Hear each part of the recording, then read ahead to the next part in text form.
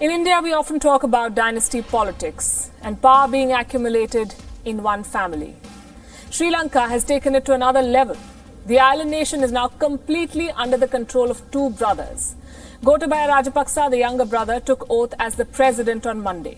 And Mahinda Rajapaksa, the elder brother, who has been sworn in as the prime minister today. Mahinda Rajapaksa, by the way, has already served 2 terms as the president of Sri Lanka, and now he's back to rule as prime minister with his brother at the helm. The ruling siblings of Sri Lanka they are. Now, nepotism is not new to the politics of Southeast Asia, but this is rare for 2 brothers to be at the helm. In fact, this is just the second time in the world that siblings have simultaneously occupied top political positions in a country. The first instance happened 13 years ago in Poland. Identical twins came to power in 2006. Lech Kaczynski was president and his twin brother Jaroslaw Kaczynski served as prime minister. Back to Sri Lanka, all the power is now vested in the hands of one family. What are they doing with it? Do you know the first step that the Rajapaksas took? They dropped all corruption charges against themselves. They're wasting no time, clearly. Within 4 days of taking office, President Gotabaya Rajapaksa has dismissed all the corruption cases against himself. He was accused of embezzlement to the tune of $191,000 US. He had an overseas travel ban on him. All of that is now gone. How is it even possible, you may ask? Here goes the Sri Lankan law. According to the Sri Lankan constitution, no civil or criminal proceedings shall be instituted or continued against the president.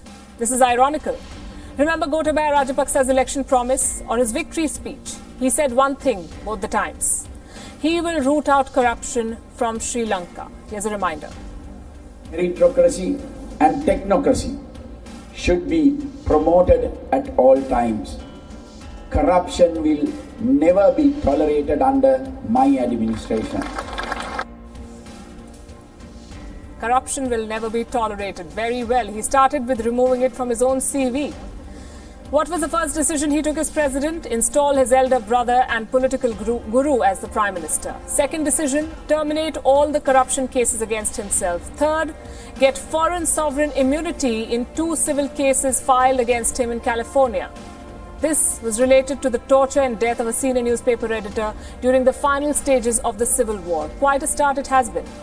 Now, the 2 brothers have been accused of serious human rights violations during the civil war. Gotabaya Rajapaksa was the defense chief. Mahinda was the president. This is Act 2 of their stint in power. Act 1 had the heady highs of the victory in the civil war. But the economy has plunged into debt now. What does this power equation mean for the country and for the region? They are expected to rule with an iron hand to quash separatism and terrorism, which is very much needed. They also tend to tilt towards China, and that is putting it mildly. Hambantota port and its Chinese control is Rajapaksa's legacy, his doing. Sri Lanka's first family is close to the Chinese government. This time around, they should balance things with India. President Gotabaya Rajapaksa's visit to Delhi later this month is a good start. We want to remain neutral in our foreign relations and stay out of any conflict amongst the world powers. In theory, this is the ideal stand, to remain neutral. In practice, it may be tough to achieve. Sri Lankans have voted Rajapaksa based on his security record. But the debate over Chinese debt in Sri Lanka has not died with this election. It is very much a concern. The Rajapaksa family has now accumulated great power, and with great power comes great responsibility. With such concentration of great power comes great complications too. History has examples. Solomon Bandaranaike, as Prime Minister, oversaw anti-Tamil riots in 1958. The ethnic crisis in Sri Lanka is his legacy. When he tried to appease the Tamils, he was assassinated by a Buddhist monk. That's when his wife, Sirimavo Bandaranaike, became Prime Minister. The world's first woman Prime Minister, elected in 1960. She had 3 terms, all of them marked with ethnic violence and state oppression, resulting in the birth of the LTTE. Then her daughter, Chandrika Kumaratunga, became Prime Minister first and then the President of Sri Lanka. She oversaw a humanitarian crisis in northern Sri Lanka. That's one family ruling over the years.